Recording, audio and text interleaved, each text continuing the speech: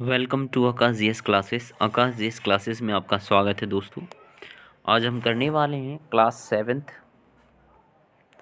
Seventh की NCERT geography का chapter number 3 है। इसके कुछ इम्पॉर्टेंट क्वेश्चंस हैं और कुछ बच्चों को एक बात बता दूं, ये क्वेश्चंस मैं इसलिए करवाता हूं, सबको पता है वैसे मेरे स्टूडेंट्स को, क्योंकि क्लास में ये क्वेश्चंस जो हैं सिर्फ लिखवाए जा सकते हैं, समझाए नहीं जा सकते। यहाँ पे मैं अच्छी तरह से समझा देता हूँ, तो अपना समय जो है उसका सदुपयोग करिए और उसका बेस्ट जो है उससे प्रॉफिट लीजिए। तो पहला क्वेश्चन है, what do the plated move? Plated क्यों मूव करती हैं? तो चलिए इसका आंसर ले लेते हैं, उसके बाद क्वेश्चन बाई क्वेश्चन आंसर ले लेते हैं। तो प्लेट क्यों मूव करती हैं? What do the plate move, ये रहा what do the plate move, sorry question 1 था what do the plate moves. Plate moves due to the movement in the molten magma found in the interior of the earth. ठीक है, पृथ्वी के जो आंतरिक परतें हैं वो इसलिए मूव करती हैं क्योंकि जो अंदर है, पृथ्वी के अंदर जो है मॉल्टेन मैग्मा है। ठीक है, मैग्मा जो है तरल पदार्थ के रूप में है। किस रूप में है? तरल पदार्थ के रूप में है। वो जो है उस तरल पदार्थ के कारण जो है प्लेटेड मूव करती हैं और उसी के कारण जो है अर्थक्वेक आता है, यानी कि भूकंप आता है। ठीक है, move to the next question. Question number 2 we have the question number 2 is asking that what are the exogenic and endogenic forces. ठीक है, एक्सोजेनिक और एंडोजेनिक फोर्सेस क्या हैं? तो लीजिए आपके लिए आंसर। एक्सोजेनिक फोर्सेस क्या हैं? Exogenic forces are those forces which act on the surface of the earth and cause. Exogenic forces are those forces which act on the surface of the earth and cause.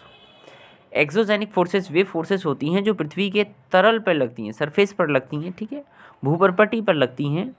And cause the changes, और क्या changes लाती हैं? On the surface of the earth, पृथ्वी के surface पे जो है बदलाव लाती हैं। एग्जाम्पल जो है वीदरिंग, ठीक है, ग्रेडेशन, एरोजन एंड डिपोजिशन। यानी क्या होता है सरफेस ऑफ द अर्थ से? वीदरिंग नहीं होती, घिसाव होता है, कटाव होता है, या एक जगह डिपोजिशन होता है, चीज़ों का एक जगह इकट्ठी होती हैं चीज़ें। एंडोजेनिक फोर्सेस के बारे में भी जान लेते हैं। एंडोजेनिक फोर्सेस क्या है? Endogenic forces are those forces which originated in the interior of the earth. मैंने क्लास में पढ़ाया था, जो पृथ्वी के अंदर आती हैं उन्हें एंडोजेनिक फोर्सेस कहते हैं। And cause the changes on the, और क्या चेंजेस लाती हैं यहाँ देख लीजिए।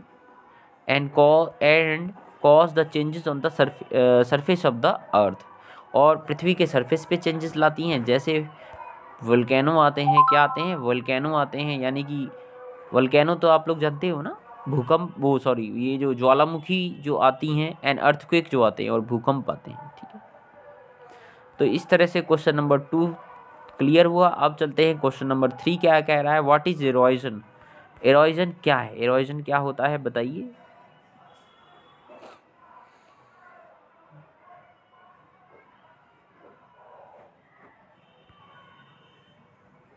तो इरोजन को बताना है आपको। इरोजन, ये आपका इरोजन। ठीक है, इरोजन क्या है? What is erosion? Erosion is the wearing away of the landscape by the different agents like running water है, ग्लेशियर है, विंड है, ground water and sea waves. यानी मिट्टी का कटाव है यार, सीधे सीधे।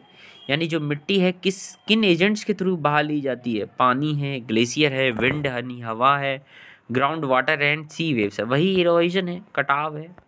ठीक, हाँ जी। नेक्स्ट क्वेश्चन है दोस्तों, क्वेश्चन नंबर 4 सॉरी, कह रहा है how are flood plains forms. Flood plains जो है कैसे बनते हैं? तो ये नहीं करना है हमें, इस क्वेश्चन को काट दीजिए। What are sand dunes? What are sand dunes करने हैं, ये क्वेश्चन नंबर 5 हमें करना है। What are sand dunes? तो क्वेश्चन नंबर 5 हम कर लेते हैं। सैंड ड्यून्स क्या होते हैं,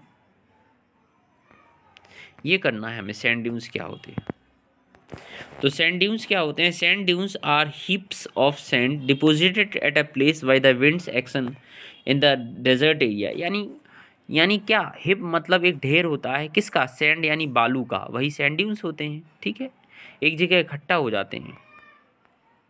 नेक्स्ट है आपका क्वेश्चन नंबर, इसमें से हाउ आर बीचेस फॉर्म, ये कर लेना है सिर्फ। How are the oxbow lakes, इसे बाद में देखेंगे। Question number how are the beaches form, इसमें से जो है क्वेश्चन नंबर 6 कर लेते हैं हम। तो how are the beaches form, question number 6 जो है इसे करना होगा हमें। फॉर्मेशन ऑफ बीचेस, यहाँ गलत प्रिंट हुआ है बच्चों। फॉर्मेशन ऑफ बीचेस, आप सिर्फ लाइन को याद रखिए।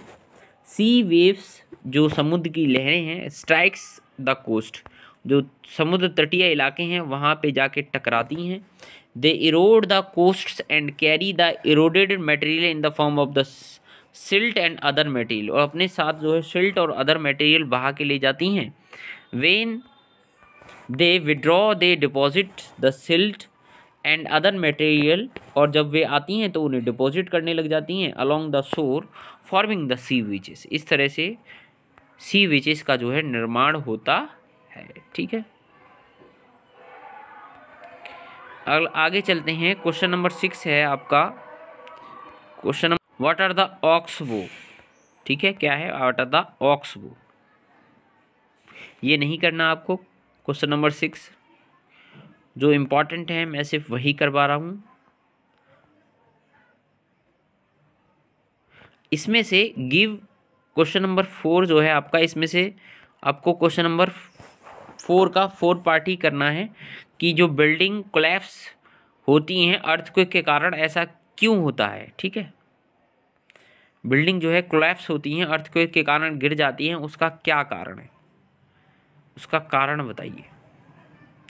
ये है, सिर्फ यही करना है। Building collapse due to the earthquake because of the following reason, सिर्फ यही करना है और नहीं करना उसमें, सिर्फ इंपॉर्टेंट क्वेश्चंस कर रहे हैं। तो building collapse due to the earthquake because of the following reason. Most buildings are not build made earthquake proof, ज़्यादातर बिल्डिंग जो है भूकंप रोधी नहीं होती, यानी भूकंप रोधी जो चीज़ें हैं उनमें नहीं लगाई जाती हैं जिससे वो भूकंप को सहन करें। वेन द अर्थक्वेक स्ट्राइक, जब अर्थक्वेक स्ट्राइक करता है, the buildings are not capable of the resisting the vibration of the earthquake, जो वाइब्रेशन आता है, जो झंझनाहट होती है, उसके लिए वो कैपेबल नहीं होती, उनमें उतनी क्षमता नहीं होती है कि वे उस अर्थक्वेक को रोक ले।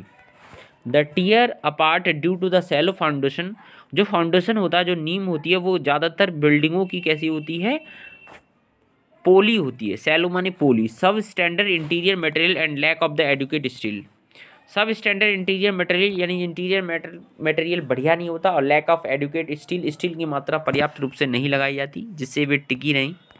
The collapse, they collapse and fall down like a pack of papers and cards. ठीक है, ये आपको कर लेना है,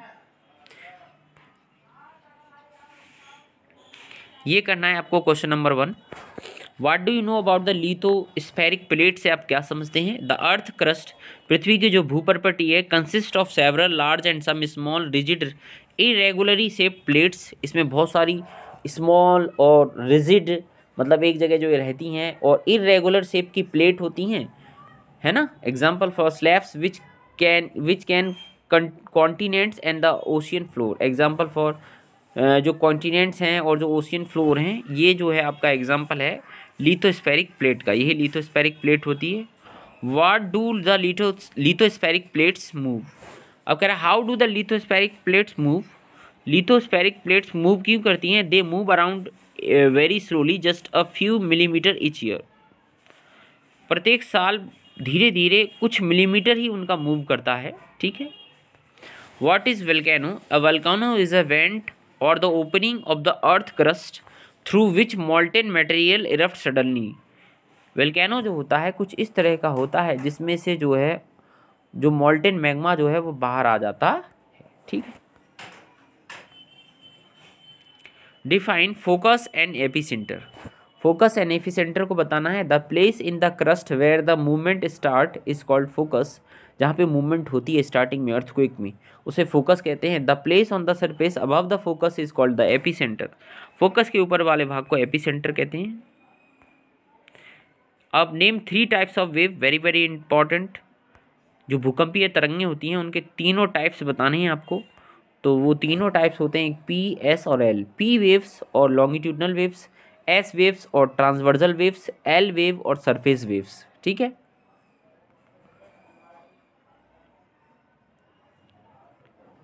व्हाट इज सिस्मोग्राफ? तो सिस्मोग्राफ क्या आता है? जिससे भूकंप को नापते हैं। A seismograph is a machine which measures an earthquake, जिससे भूकंप मापा जाता है। Name the scale on which the magnitude of the earthquake is measured. Magnitude किससे नापते हैं हम? मैग्नीट्यूड रिक्टर स्केल से नापते हैं। किससे नापते हैं? मैग्नीट्यूड हम रिक्टर स्केल से मापते हैं, ठीक है।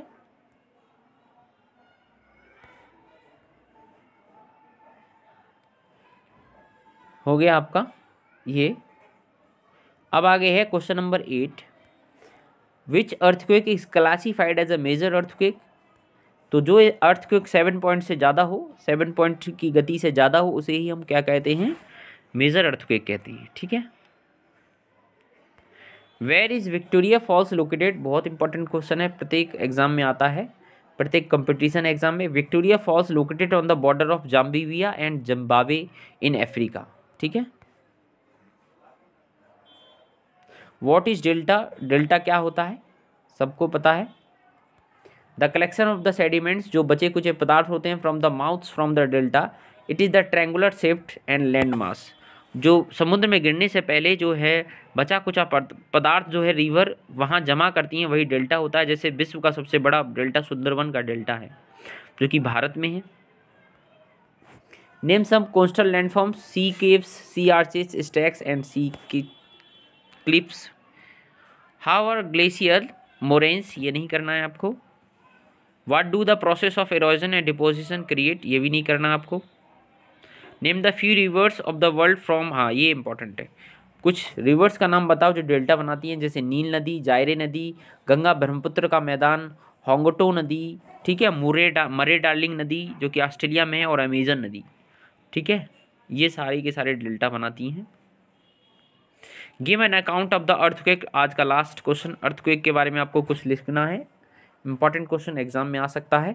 Earthquake is a natural calamity, जो है प्राकृतिक घटना है, विच वी कैनॉट स्टॉप, जिसे हम रोक नहीं सकते, but we can minimise its impact if we are prepared beforehand. हम इसे कम कर सकते हैं अगर हम पहले से ही तैयारी कर लें। During an earthquake we should shift to some safe spot, हमें पहले से ही कुछ सेफ स्पॉट जो होते हैं, सेफ जगह होती है, वहाँ चले जाना चाहिए।